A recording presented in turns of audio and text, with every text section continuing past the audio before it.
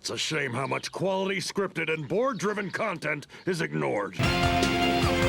In case I haven't established this already, I'm a huge advocate for those less famous cartoons that might not be on Looney Tunes or SpongeBob levels of brilliant, but they're still desperately seeking much needed attention for how special and all-around entertaining they are in their own ways. It's been a long time coming, but I'm finally counting down 10 of my favorite, criminally underrated cartoons, in no particular order, on top of speed painting them.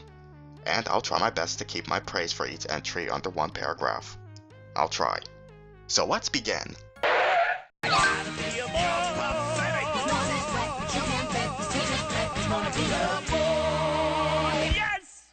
This quirky little Disney series follows a bulldog named Spot, who dares to go against nature by educating himself at a human school under the alter ego Scott Wetready II. Teacher's pet has smart writing, an all-star cast led by Nathan Lane, Gary Basement's colorfully grotesque art style, 5 Emmy wins, and a damn movie! It's got all these things that should make it a household name, so why is this so less talked about than even Dave the Barbarian? Perhaps Spot was drunk one night and partially buried the show's popularity in the Helperman's backyard or something. Well, Disney recently dug the series back up and uploaded it to Disney+, so there is a set of hope that the show would gain a bigger cult status than what it already has. Even Gary Basement himself hoped for the same thing. You're a good boy, Spot / Scott.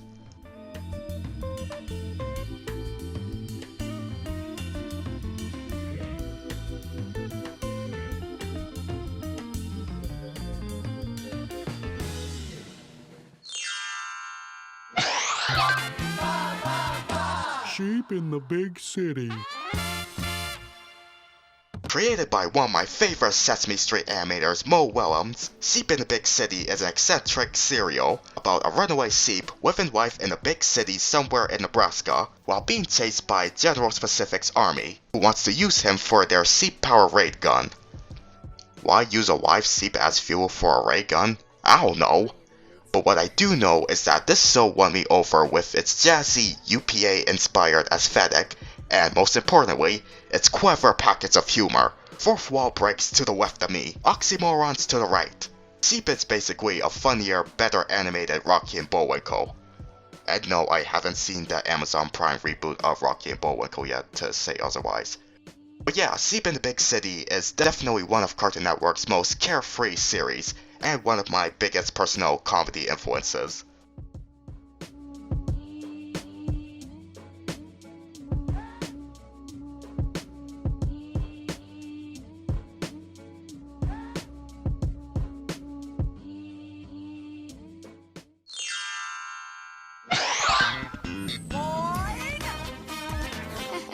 Oops. This may be the nostalgia goggles talking, but Lloyd in Space is friggin' awesome. Or at the very least, it's a perfect example of taking a meat and potatoes premise, in this case an 8th grader named Lloyd Nebulon going through typical 8th grade stuff, and giving it a creative execution in the form of this humongous alien world, taking place several centuries into the future. Co-creator Paul Germain described it best. Junior high is alienation. Junior high is where you feel like you feel uncomfortable, you feel awkward in your skin. We thought, well, what if that awkward teenager is an alien? And what if his world is a crappy space station? I just love the alien designs and seeing how Lloyd's intergalactic environment works and seeing the show's unique extraterrestrial take on puberty. It might be because I don't watch a lot of cartoons set in space or in the future, but this show simply nailed it. Lloyd in Space is hands down the most underrated Disney cartoon ever.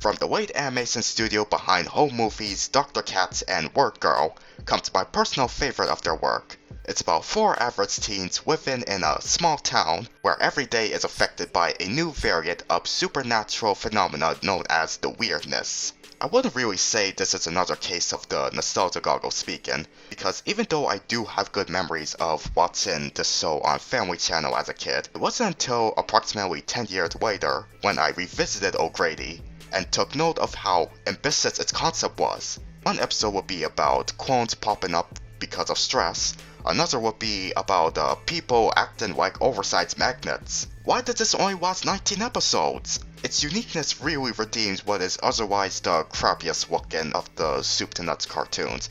Seriously, why are their mouths so big? So yeah, if you love home movies, then O'Grady should be worth checking out as well. Oh yeah, and Iris is simply amazing too. More people should quote her. It will be with much pleasure that I'll be totally defeating you. Oh, okay. Fun.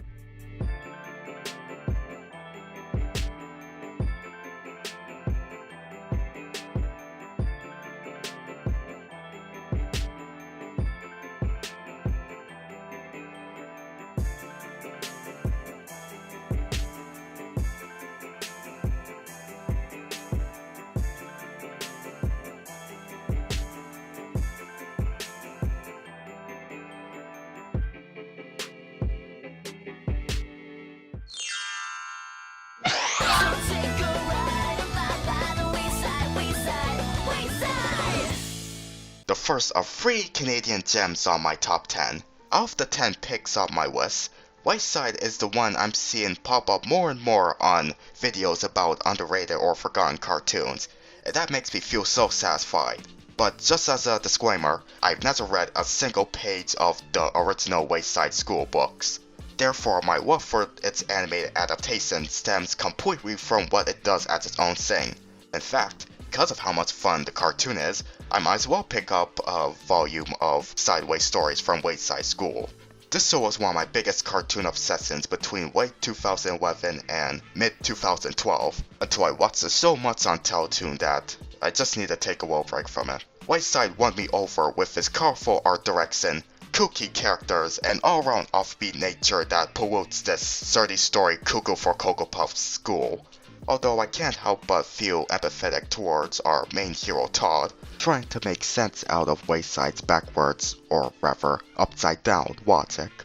But you know, he still manages to survive it. So if you want to check out Wayside, it's easy, because Nelvana officially uploaded the episodes through the Keep It Weird YouTube channel, basically the YTV equivalent to Nick Rewind.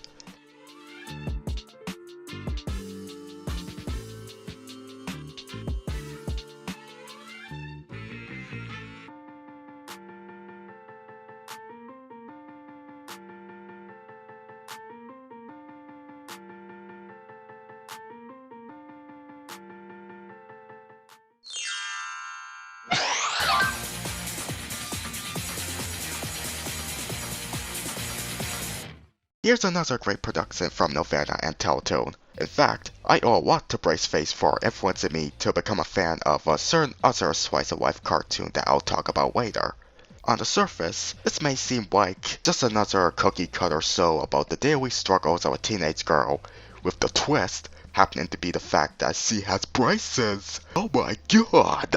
But just like fellow Teletoon Original 16, Braceface exemplifies how Canadian cartoons, at least back then, could be just as risky as American ones when it comes to the subjects it chooses to tackle for its young audience. This show had episodes on racism, homosexuality, underage drinking, and even X-rated websites. But I know, you guys mostly remember Braceface for the episode where Saren's boobs blow up. Yeah, I still question why Teletoon aired stuff like that during the day, while shows like Grim and Evil aired on their adult block. Oh well, they had good intentions of teaching preteens and teens alike some reality anyway.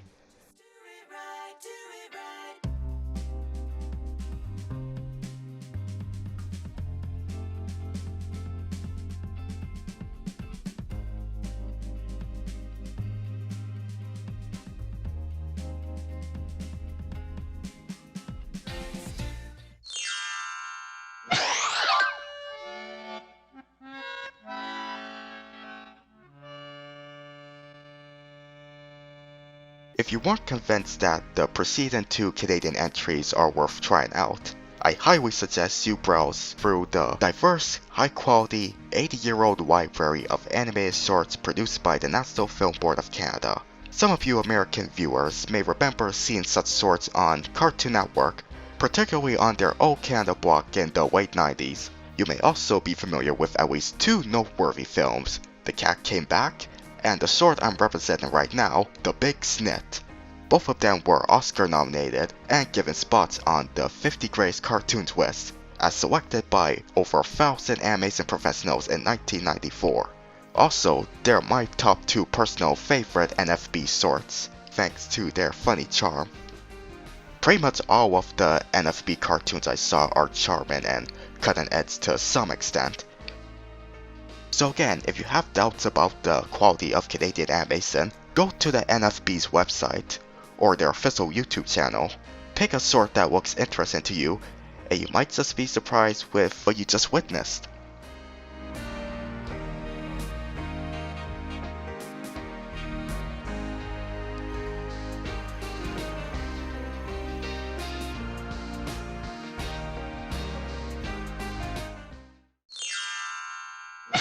Okay, top 3. Now we're getting into the stuff that makes it even harder for me to keep my praise short. Not to mention, those of you who follow me on social media long enough probably saw these ones coming from a mile away anyway.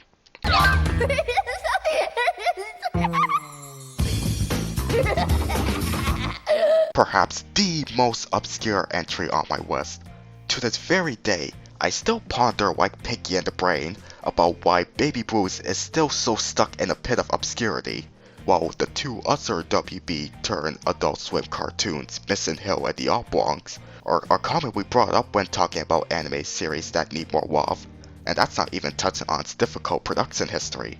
Similar to Wayside, the Baby Blues anime series might not be super faithful to its source material, in this case a popular comic strip that recently turned 30 years old, but it still excelled at being a sweet adult cartoon in its own right. In fact, I love it just as much as the comic. Sure, it doesn't always focus on Daryl and Wanda raising their newborn Zoe, but the supporting cast created exclusively for that adaptation, especially Keddy and the Bitterman family, do more than enough to keep me amused. If I were to recommend just one episode, it'd easily be the Christmas special, which you could easily tell by watching was supposed to be the pilot. But you know, delays and Baby Blues deserves its own video just talking about its history alone.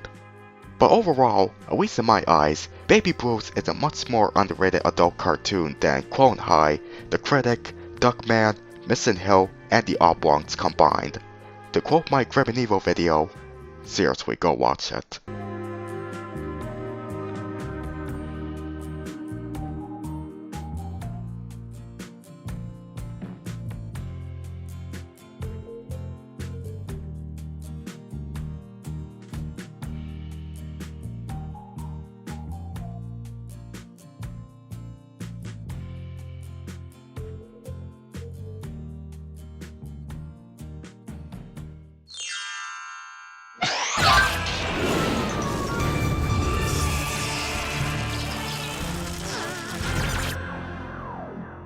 Speaking of Grim and Evil, yes! It's about time we get to my boy Hector Con Carne. For so that was essentially created as a backup in case the grim adventures of Billy and Mandy didn't win the big pick in 2000, Maxwell Adams' secondary brainchild, pun seamlessly intended, repeatedly proves that it can be just as charmingly macabre as its former Grim and Evil companion, to the point where I will tie its overall quality with Billy and Mandy's when ranking my favorite cartoons of all time, and not just from Cartoon Network by the way. Firstly, as a cartoon with villains making up the main cast, this show gets an A++ for making these aspiring world rulers super likable, more so than the actual hero of the show called Commando.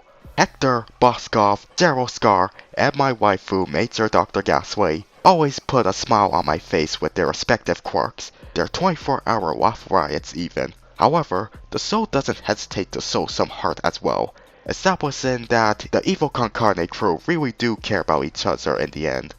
Again, it's really hard for me to keep my praise relatively brief, especially with a near-perfect show like this. So I'll conclude by simply saying Con Carne is undoubtedly one of the funniest and best-looking anime series I ever became a fan of in recent years. If I were given a high position at Cartoon Network, the first thing I do is to revive Hector and the gang. Or Green White Underfist, either one. I can't really have both since, Gerald Scar is a hero in Underfist and whatever, just go watch Con Carne.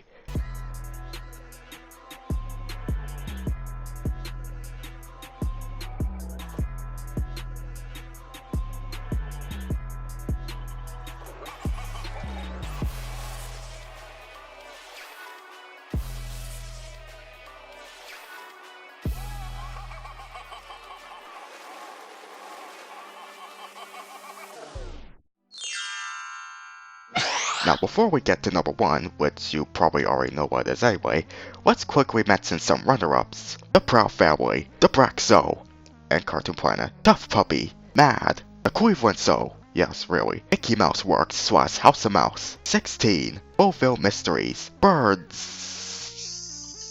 Flying Around Junior High, Sticking Around, F is for Family, Welcome to the Wayne, Dear God, we'll be here all day, let's just finish the sing already.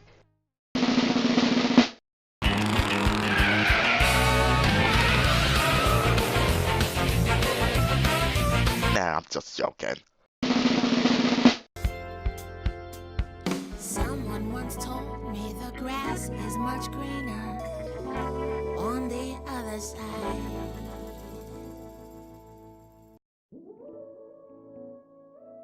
I said elsewhere, specifically on Twitter, that becoming a fan of this special Nicktoon back in late 2014 was one of the best decisions I ever made.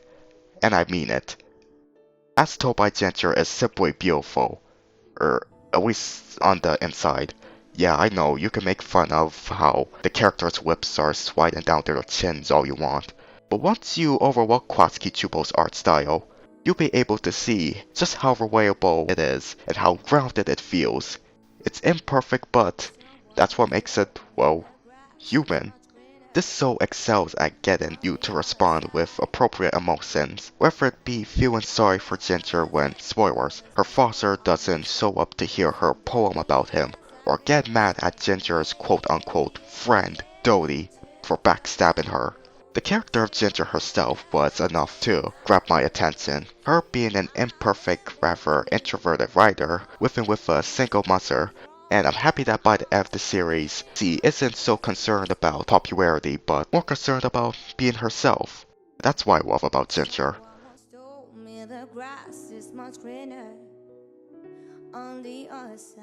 It makes me happy to know and that As Told by Ginger has slowly been getting more and more recognition from people online, as well as Nickelodeon itself.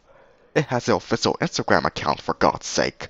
It goes to show how, when you use the law of attraction for good, in this case wanting Ginger to receive more attention, you get sweet results in return. In conclusion, I stand by my words when I say As Told by Ginger is THE most criminally underrated cartoon in my opinion.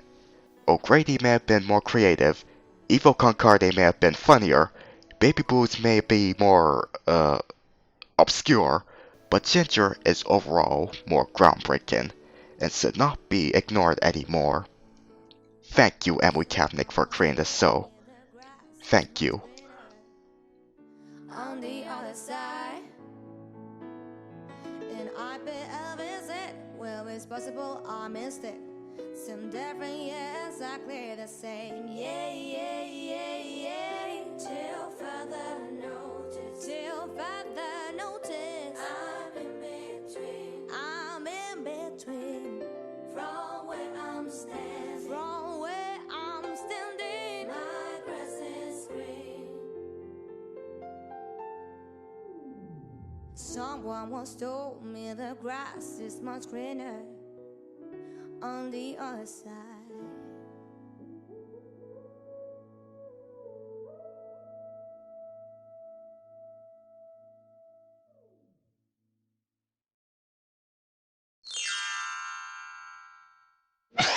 So those were my top 10 picks for most criminally underrated anime series you should check out if you haven't already. I hope you enjoyed hearing me talk about these shows and drawing them at the same time. Of course, there's a whole bunch of other lesser known cartoons out there, many of which I myself should give more attention to. Please feel free to leave your favorite underrated cartoons down in the comments. I love seeing other people's taste in animation. Also remember to like, subscribe, and get notified if you look forward to more of my videos. Take care everyone,